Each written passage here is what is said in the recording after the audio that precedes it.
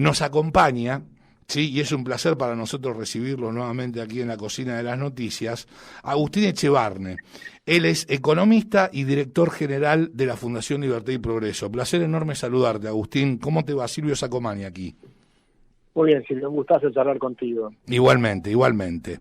Bien, la primera consulta que quiero hacerte en torno a la inflación que ha registrado el mes de mayo según el INDEC, del 7.8%, cuando todas las consultoras, incluyendo la Fundación Libertad y Progreso, creo que a la Fundación Libertad y Progreso le daba, según sus cálculos y sus estimaciones del índice de precio del consumidor del mes de mayo, cerca de un 9.1%. La primera consulta es la siguiente. ¿Estamos en la presencia de una nueva intervención al INDEC? No, yo no me animo a decir eso, Silvio, la verdad. Si vos mirás lo que pasó, aparentemente nosotros vamos midiendo las primeras semanas para anticiparnos a cómo viene el mes, y nos daba 9,1. Aparentemente en los últimos 10 días del mes se frenó bastante los precios de los alimentos. Como es un solo mes, esta diferencia a mí no me parece que sea suficiente como para decir eso, ¿no? Pasó otra vez en el pasado, hubo un mes hace un tiempo atrás, que también tuvimos un punto de diferencia, con lo cual, y alguna vez hemos estado también un poco por debajo del INDEC. De modo tal que a mí eso un solo mes no me dice nada. Si vos mirás cómo viene la inflación, fíjate lo siguiente. En el 2020, 42%. 2021, 51%. 2022, 94,8%. ¿Sí? Últimos 12 meses, 114.2%. En los primeros 5 meses de este año, sí, señor, sí. 5 meses de este año anualizado, 133%. Último mes anualizado, 146%. ¿Qué te dice esto? Que la inflación se sigue acelerando. Hubo un descanso, es un descanso de 10 días, pero no cambió el panorama. El panorama sigue mostrando una aceleración muy acelerada, no solo altísima, sino que se acelera, más allá de que sí se percibe un descanso que habrá sido de 15 días. Entonces, podés decir, ¿cambió esto la tendencia? Yo creo que no cambió ninguna tendencia. Hubo un poquito más de tranquilidad económica, porque hubo mucho más despelote político. Sí. Digamos, la gente estaba muy concentrada en todos los medios y demás, en cómo iban a cerrar hoy el armado de las alianzas, y las próximas 2 semanas todavía tenés todo el armado de las listas, ¿no? Que están todos los políticos viendo en qué lugarcito van a ponerse. Pero la economía sigue estando en el horno. Además, no solo tenemos una inflación altísima, sino que tenemos una actividad económica que se está cayendo. Entonces el panorama es muy malo. No, seguro. Recordémosle a nuestros oyentes, la inflación de mayo fue del 7.8% y alcanzó el 114.2% en el último año. En los primeros 5 meses de este año, la suba de precios acumuló un 42.2%, que anualizada dijiste que nos da algo así como 133%. Bien, perfecto. ¿Sabés por quién te quiero preguntar? ¿Por quién te quiero consultar? Por el jefe de gabinete y precandidato presidencial del Frente de Todos, Agustín Rossi. ¿Y por qué te quiero consultar a raíz de este personaje, según mi visión, tan nefasto? Porque él sostuvo que las condiciones estructurales de la economía argentina son claramente favorables para el próximo año y para los años subsiguientes. ¿De qué está hablando este tipo? Bueno, supongo que está pensando que va a venir un cambio de gobierno que va a cambiar todas las cosas, entonces va a mejorar la economía. Yo también lo creo. Pero no, yo creo que el gobierno va a perder las elecciones y va a haber un shock de confianza cuando el próximo gobierno haga un programa de estabilización y digamos, pero sí hay que decir para mí 2 cosas. Una a favor de Rossi, te digo, que es la siguiente. El año que viene, ¿hola? Sí, te escuchamos a la perfección y muy atentos. Sí, el año que viene, por suerte, probablemente a partir incluso de diciembre, va a mejorar la cosecha, ¿sí? Porque ya ahora está lloviendo, y eso es verdad, las lluvias han mejorado, se acabó la seca, Entonces la cosecha fina, que es el trigo y demás, en diciembre va a estar mejor. Y probablemente la cosecha gruesa, que fue muy mala este año, va a estar mejor. Eso es una buena noticia. Bueno, por supuesto no sabemos, no puedo predecir el clima totalmente, pero sabemos que se acabó la niña y ahora viene más bien un niño. Y luego un segundo tema positivo es que este año se terminó muy tardíamente, pero se termina el gasoducto, y eso no va a permitir ahorrar muchos dólares este año, pero sí va a ahorrar entre 3.000 y 4.000 millones de dólares el año próximo. O sea que eso tenés dos noticias positivas para el año que viene. Y la tercera es el cambio de gobierno.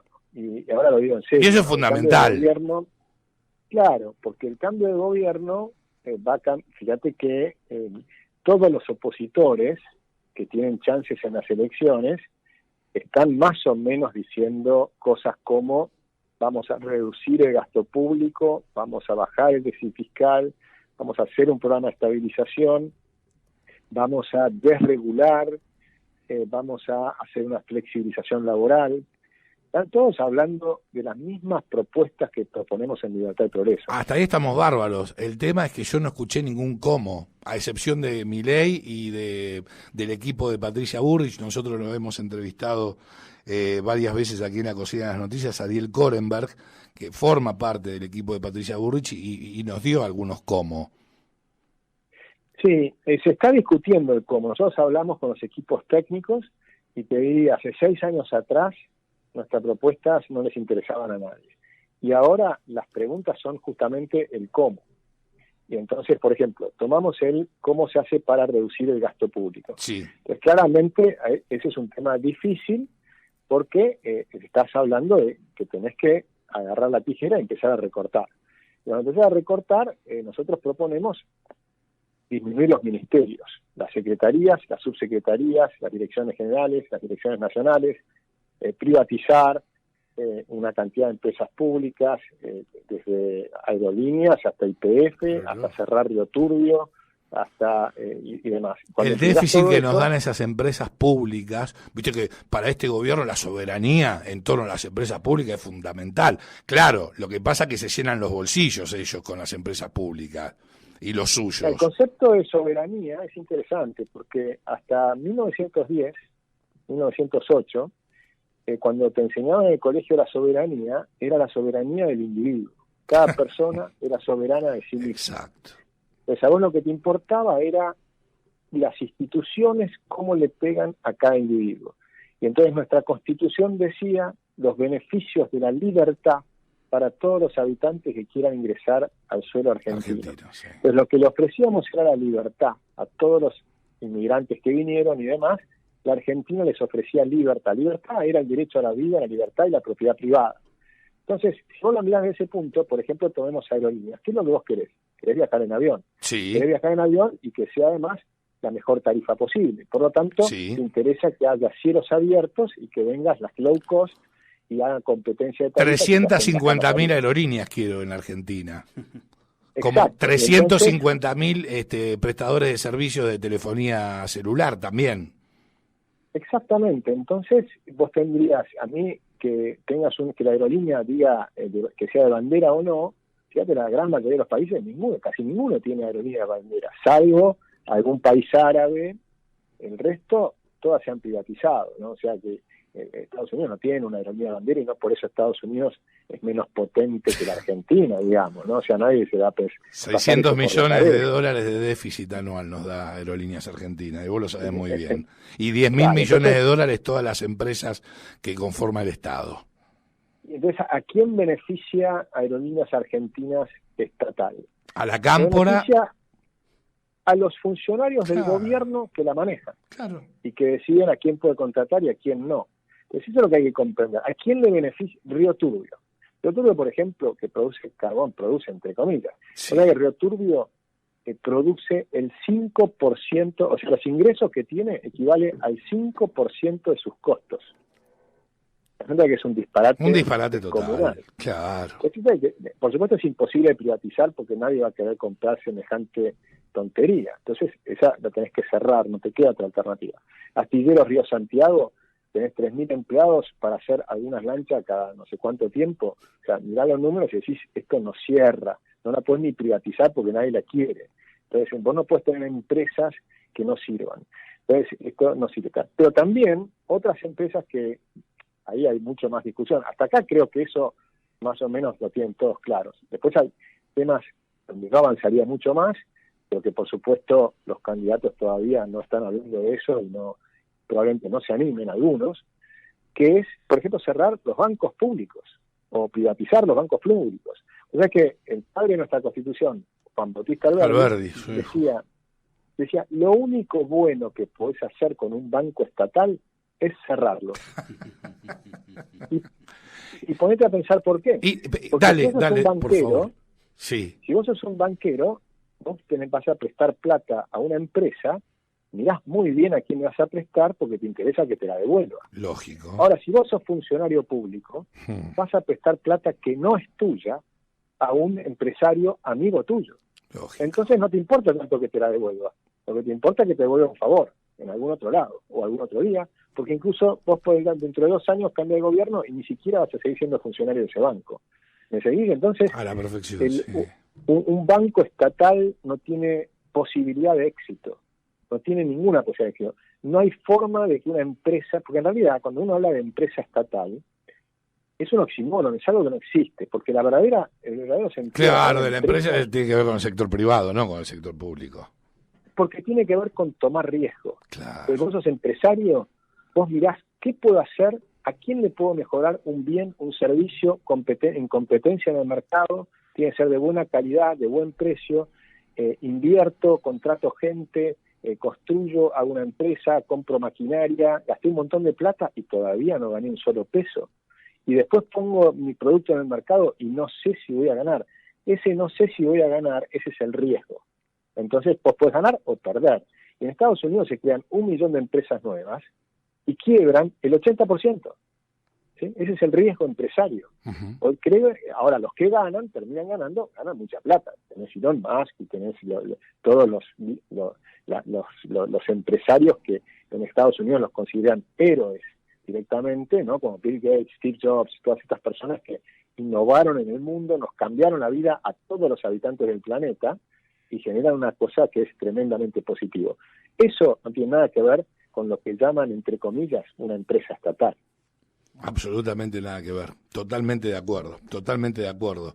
Ahora, me gustaría consultarte,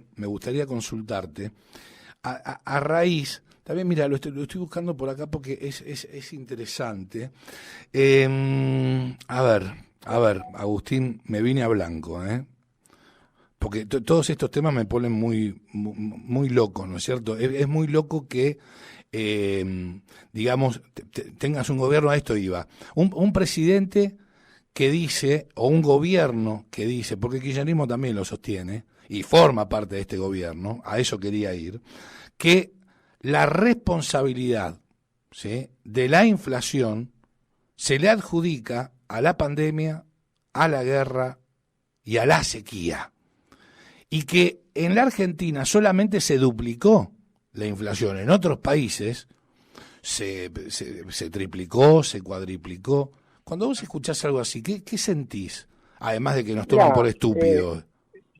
Bueno, es que básicamente lo que sentís es eso, sentís que te están mintiendo. O sea, sabemos que nos están mintiendo, ¿verdad? Porque, mira, cuando vos mirás Estados Unidos, la inflación viene reduciéndose mes a mes. ¿Sí? Entonces vos tenés si bien es cierto que hubo algún efecto de inflación, primero cuando ellos hablan de inflación que en algún momento llegó al 8%, era 8% anual. ¿No? Claro, por supuesto. Pero además... Hoy está en 4. Ahora está en 4, o sea, se redujo a la mitad la inflación. Y acá se está acelerando la inflación. Luego, lo de Ucrania. Lo de Ucrania es absurdo, porque en realidad nosotros somos un productor de commodities. Tendríamos que haber generado más dinero, más ingresos de divisas. Sí, de hecho el año pasado nos generó 16.000 millones de dólares extra positivos por el aumento de los precios de los granos, o sea que Ucrania nos jugó a favor. La pandemia jugó en contra, por supuesto, pero le jugó en contra a todo el mundo y nadie tiene la inflación que tiene Argentina, salvo Venezuela y Zimbabue. O sea, es absurdo, es ridículo. Es obvio que ellos le pifiaron siempre, todos los pronósticos que hicieron le pifiaron. Cuando la inflación estaba en 40%, ellos decían que iba a bajar al 30% al año siguiente nosotros decíamos que iba a ir al 60. ¿Dónde fue? Al 60. Cuando estaba en el 60, ellos decían que iba a bajar al 30 al año siguiente, ellos decían, no, se va a seguir acelerando y va a ir por lo menos al 90 y posiblemente a 3 dígitos. Y fue a 94,8. Después dijeron, la inflación va a bajar al 3%, o sea, Massa dijo que la inflación iba a bajar al 3%, y la inflación, con su número, está en 7,8%. Es decir, casi el triple de lo que dijo Massa. Entonces, evidentemente, lo único que pueden hacer es pedir disculpas. Sí. Lo que deben hacer es renunciar. Y y que la devuelvan también, Agustín. Que la devuelvan. Bueno, por favor. Eso se lo tiene que exigir la justicia, ¿no? Sí, o sea, que tampoco es otro poder que no funciona bien. No, está claro. Pero no me quiero ir a un temita que quedó pendiente, que era el cómo, vos me decías. Sí, Agustín. Entonces, si hace la reforma del Estado, que nosotros proponemos de la reducción de todas estas funciones que el Estado no tiene que hacer, por ejemplo, no tiene que controlar precios, no tiene que salir a medir góndolas, no tiene que tener un Ministerio de la Mujer, un montón de cosas que el Estado no tiene que hacer, para concentrarse en lo que sí tiene que hacer, que es brindar justicia, seguridad, salud, educación, ¿no? Punto. Entonces, vas a tener, por ejemplo, 1/3 de la gente que está en el Estado federal que se tiene que ir del Estado. Ahora, quedan en disponibilidad. Y la ley dice, ni siquiera necesitas una ley nueva, con la ley actual. Con la ley te dice que queda en disponibilidad y si no lo necesitas para otro puesto, un año más tarde los podés despedir. Entonces la idea sería, le seguís pagando el sueldo durante un año, que es un año donde la Argentina se va a acomodar, un año donde va a crecer el sector privado, donde va a crecer el empleo privado, y le vas a poner un estímulo para que salgan a buscar trabajos el primer día. Si logran tener trabajo rápidamente, como los venezolanos que llegan a Argentina, que en 15 días tienen trabajo, van a tener doble ingreso durante un año. ¿Sí? O sea, no se pueden quejar. Y vas a tener la oportunidad de mejorar, todos van a tener la oportunidad de mejorar, la oportunidad de mejorar. Y también de reentrenarte para hacer algo distinto. O sea, le vas a dar tiempo para que se reentrenen en un nuevo tipo de trabajo. Y también le vamos a dar estímulos, o nuestra propuesta es dar estímulos a las empresas que los tomen. Que, por ejemplo, no paguen cargas patronales durante un año o 2 años. Entonces, la idea es hacer todo un esquema que llamamos Plan Empalme, donde nadie se quede en la calle, donde todos tengan la oportunidad de mejorar.